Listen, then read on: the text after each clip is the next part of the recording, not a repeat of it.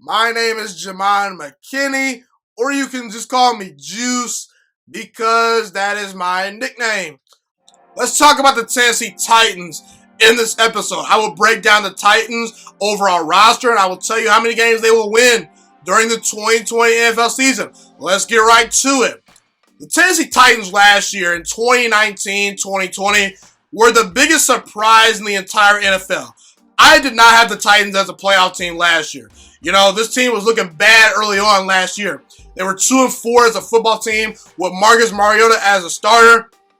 And I gotta say, that team really struggled with Mariota as the quarterback. And I gotta give Mike Vrabel a lot of credit for benching Marcus Mariota because in the offseason, I actually said the Tennessee Titans need to draft another quarterback because I do not believe in Marcus Mariota. And it was proven to be true. They did need a different quarterback. But I didn't think Ryan Tannehill had this great run of games in him. Ryan Tannehill comes in this past year. He went 7-3 as a starter, and he absolutely balled out. 70% completion percentage, 2,742 yards, a whopping 9.6 yards per attempt, 22 touchdowns, 6 interceptions, and a 117.5 passer rating. That was some MVP level stuff from Ryan Tannehill during the regular season. He actually didn't have a bad postseason run either, based on what they asked him to do. And I kept telling Titans fans, Marcus Mariota was the problem. Mario was the problem. And Titans fans kept bashing me and saying, you don't know what you're talking about. You don't know football. Mariota's good. Titans fans, for the last time, I'm going to say this. I was right. You should apologize to me. Mario's not very good. He's played in 5 seasons in the NFL. He's a below 500 quarterback. And it's not like Marcus Mariota lost his job to Aaron Rodgers. He lost his job to Ryan Tannehill. And I will admit, Ryan Tannehill played great this past year, but Ryan Tannehill's track record heading into this year was not a top 10 quarterback. Heck, some people didn't even think Ryan Tannehill was a top 15 quarterback. He was a backup for a reason. He wasn't all that great in Miami. Mariota had good offensive lines. The Titans had good wide receivers. They had good running backs. They had tight ends throughout most of his career. And for the most part, he wasted most of those things. So hopefully Mariota maybe turns his career around in Las Vegas. I don't have much faith in him. I think Derek Carr is the starter. But yeah, I just wanted to throw those little shots at Titans fans because y'all was talking greasy at your boy. And I didn't appreciate it. All right. Either way, I want to discuss the Titans this year. There's this belief among Titans fans, and rightfully so, that this team is going to be a contender once again simply because they bring back Derrick Henry and Ryan Tannehill at quarterback. And I will say this, Titans fans should have every right to feel that way. They had a great playoff run last year. They beat the Patriots last year. They beat the Baltimore Ravens. Both those games were on the road. They had a 10-point lead on Patrick Mahomes and the Kansas City Chiefs on the road before Patrick Mahomes went Super Saiyan and just took that game over. The Titans have a lot of things to be proud of, and they should be confident about their team. And Mike Vrabel is a very good head coach. But see, here's the thing. Football is a game of inches. Some years, you get a lot of breaks that go your way. Some years, that's not the case. Sometimes you play an easy schedule. Sometimes you don't. Sometimes you get a team coming off a short week. If you would have played that team in week number 2 where they were fully healthy, as opposed to playing them in week number 5 where they're all banged up, you might have lost that game. Football's a very emotional sport. There's a whole lot of factors that go into how teams fare year to year. Just because you return virtually the same exact team or virtually the same exact supporting cast, that doesn't always guarantee you're going to be the same team, okay? And looking at the conference championship history, it's very foggy. Last year, the Chiefs, they lost in the AFC Championship game. They won the Super Bowl the very next year. But we look at teams like the Jaguars in 2017. They were in the AFC Championship game. The very next year, they missed the playoffs. The Steelers in 2016, they made the AFC Championship game. They didn't get back the very next year. We look at the Saints, last year, they made the NFC Championship game. This past year, they lost in the first round of the playoffs. The Minnesota Vikings in 2017, they made the NFC Championship game. And then the very next year, they did not make the playoffs. Green Bay in 2016, they made the NFC Championship game. The very next year, they missed the playoffs. So just because you make a AFC or NFC title game That doesn't guarantee you're going to be great the next year. And there's this narrative that the Titans have virtually the same exact team coming back. I actually disagree. Jack Conklin, a very good offensive lineman, is no longer on the team. Jarrell Casey, a very good veteran defensive tackle, no longer on the team. Deion Lewis, no longer on the team. Tajay Sharp, no longer on the team. Delaney Walker, no longer on the team. Wesley Woodyard, no longer on the team. Logan Ryan, no longer on the team. Now, you did sign Vic Beasley, but outside of signing Vic Beasley, did the Titans really get better this offseason? They stayed about the same. And in some areas, you could argue they got worse. And let me ask you, Titans fans, this question. Do we know for sure that Ryan Tannehill is a great quarterback? Because I'm not quite so sure Ryan Tannehill can repeat what he did last year. And you have to realize this, Titans fans. Last year was a 10-game sample size of Ryan Tannehill. Can he do it for a full 16-game season? Well, we're going to find out. Let me say this about Ryan Tannehill. I think that he was not given overall great rosters in Miami. This was the best head coach, the best offensive line, the best wide receiver core, and the best running back group that he's ever had. And he took it and ran with it last year.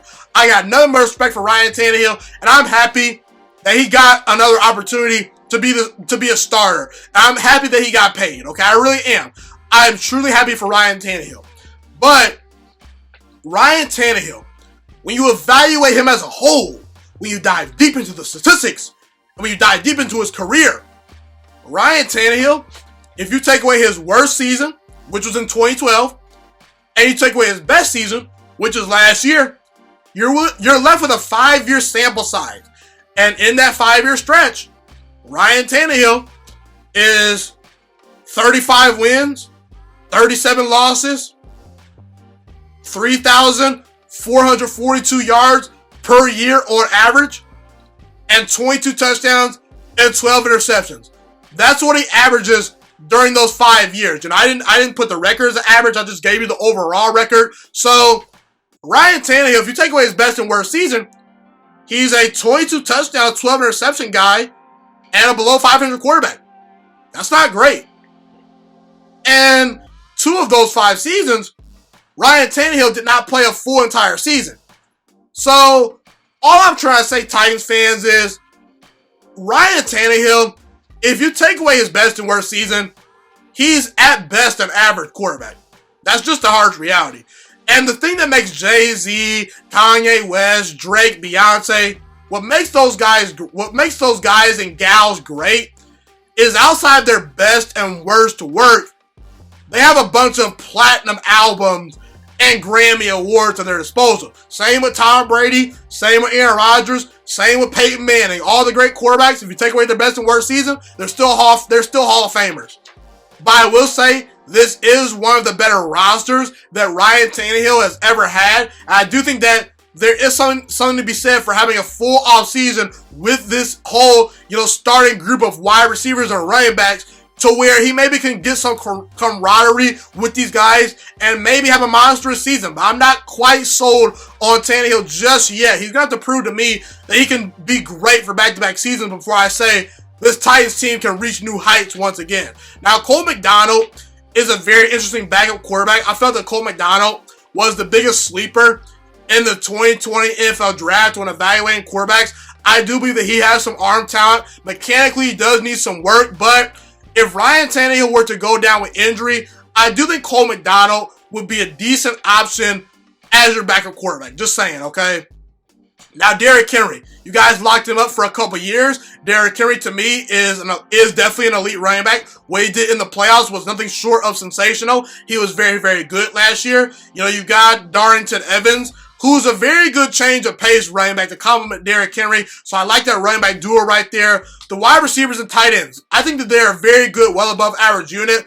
I think A.J. Brown has a chance to be an elite wide receiver one day. My problem with A.J. Brown is sometimes he struggles to separate. I think that at times he's kind of stiff with those hips a little bit. But again, A.J. Brown's was a rookie wide receiver last year. He's going to continue to get better and better as a route runner.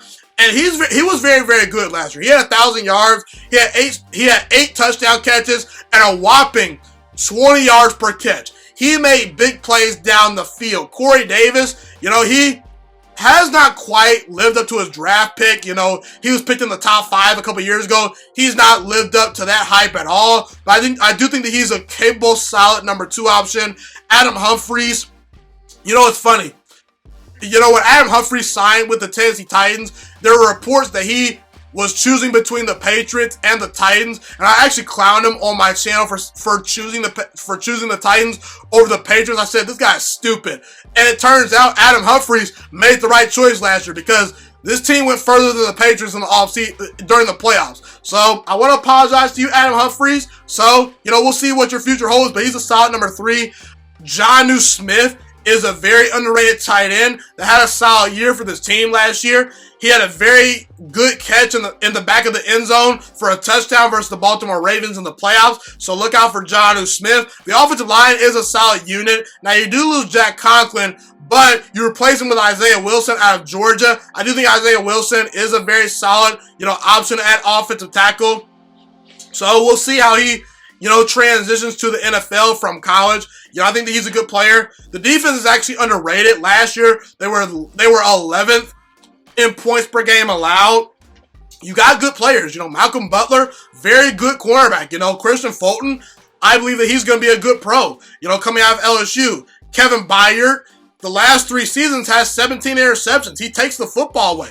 Kenny Vaccaro is a very good safety. Adoree Jackson, very good quarterback. That's very underrated in my opinion. Jeffrey Simmons out of Mississippi State, he was a monster a couple years ago. He's going to finally be fully healthy, so I do think that he's going to provide some very good, explosive, quote-unquote, juice to the interior on that defensive line. Now, the problem with the Titans is they don't have much of a pass rush. Maybe they go out and sign Jadeveon Clowney. Jadeveon Clowney has been rumored to be a Tennessee Titan for a long time. Maybe they go out and sign him. We'll see. Harold Landry and Vic Beasley are solid options at, edge rusher, but I do worry about this team's ability to get after the quarterback. Last year we saw in the playoffs versus Patrick Mahomes, that game was won and lost in my opinion because they could not get consistent pressure on Patrick Mahomes. He did virtually whatever he wanted to do versus that secondary, and they really were not able to make life tough for Patrick Mahomes. So that does concern me. But with all these things being said, I think the Titans are an 8-8 football team. I believe they're a 500 football team. They will go 8-8 during the 2020-21 NFL season. This team lost some key players. I don't know how good Ryan Tannehill is. I think Ryan Tannehill is on the upward trend. But like I said, the 5-year sample size, if you take away his best and worst season, Ryan Tannehill has been an average quarterback. So I'm just not quite buying the Tennessee Titans. I do think the Ravens are a better team on paper. I know you beat the Ravens last year, but the Ravens were a better team than you. They were a better team than you last year. That's not for debate. You were just a better team that Sunday or that Saturday when you played them, okay, in the playoffs, okay? The Kansas City Chiefs are better. I do think the Patriots, with Cam Newton added to that team, could prove to maybe be an upgrade at quarterback over Tom Brady. I like the Patriots. I like the Bills. I think the Texans actually win this division once again. The Denver Broncos are a very talented team that I feel good about. The Cleveland Browns deserve our respect, because of their talent. The Indianapolis Colts should be fighting for a playoff spot. Let's not forget about the Steelers, too. And then I think about the Titans. I think about the Titans as maybe the 8th or 9th best team this year. And keep in mind, I understand you guys made the AFC Championship game last year, but we're talking about this year, right now. And like I said earlier, just because you make a conference championship game, that does not guarantee you're going to automatically go to the Super Bowl the very next year or even make the playoffs the very next year. History is all over the place. And there's only 257 wins to go around for these teams if there are no ties in the NFL season. So I think the Titans only get about 8 of those 257 wins this year in the NFL season. I think they're a good team, but I think that they're going to take a step back this year. Now, let's go over the schedule just a little bit. What I'm going to do for this schedule is I'm going to tell you who should be favored in each game. I'm not predicting who's going to win each game. That's a little bit too difficult for me. So, that's how I'm doing the schedule this year. I'm not predicting each game. I'm just going to tell you who I would favor in each game. At Denver on Monday Night Football, that's a toss-up game. And I would actually favor Denver. Jaguars at home, that's a win. They're the worst team in football, in my opinion. At Vikings, that's a toss-up. Steelers, I'll give you the win versus the Steelers. I don't think the Steelers are all that great. I think that you can get them at home and win that game. Bills, that's a toss-up game. I do think Buffalo's a little bit better team than Tennessee, but you can convince me that Tennessee can win that game. Texans, I believe you'll split with them this year. Coming off a bye week, you'll beat the Bengals, in my opinion. You're just a better team. Bears at home, that's a win probably. Colts, you're going to split with them this year. At Ravens, I do think the Ravens will get revenge on you guys and win that game. At Colts, like I said, you're going to split with them this year. Browns, I actually think the Cleveland Browns are going to return the favor to you guys this year. The Cleveland Browns got annihilated by you guys on opening day in their stadium last year. And I do believe the Cleveland Browns will return the favor this year. I think Baker Mayfield has a bounce back season. I think that Cleveland will beat you this year. At Jaguars, that's a win, probably. Lions at home, that's a toss-up game. At Green Bay, that's a toss-up game. I do think that Tennessee is the type of team that can beat my Green Bay Packers. And Derrick Henry does worry me a little bit late in the season because our run defense is a little bit suspect. So I say that Tennessee maybe can get a win, but beating Aaron Rodgers in Green Bay is very tough. And then at Houston, that game might actually be for the division. And I would favor Houston in that matchup because I favor Deshaun Watson over Ryan Tannehill any day of the week. So there you have it. I believe the Tennessee Titans should deserve our respect. They're a team you should look out for. They're a team that could be a playoff team this year. However, I would disagree with that statement. I do think the Tennessee Titans are going to go 8-8 during the 2020-21 NFL season. Thank you so much for watching this video today. Please also note that the Juiciest Sports Podcast is not just a YouTube channel. It is available on all podcasting platforms, including Spotify, Google Podcasts, iTunes, and Apple Podcasts. Also, if you enjoyed this video, be sure to like, comment, subscribe, and share this content with all your friends. This podcast is my favorite thing in the entire world right now. It is my passion. And I want more people to listen to this podcast. I really want this podcast to grow. Also, a fun fact about me is that I want to go into the sports broadcasting and media world once I graduate from the University of Toledo, a college in Northern Ohio. I am looking to become one of the next great sports broadcasters and analysts out in the world. And I potentially would like to start my own network if this podcast really truly grows. Or if I fall short of that goal, I would love to work for a big time network like ESPN or Fox Sports 1. I am open to all networks. So if you believe in my dreams and you see or hear my passion through the screen, be sure to tell all your friends about the Juiciest Sports Podcast. Stay motivated, you guys. Have a God bless day, and I'm out.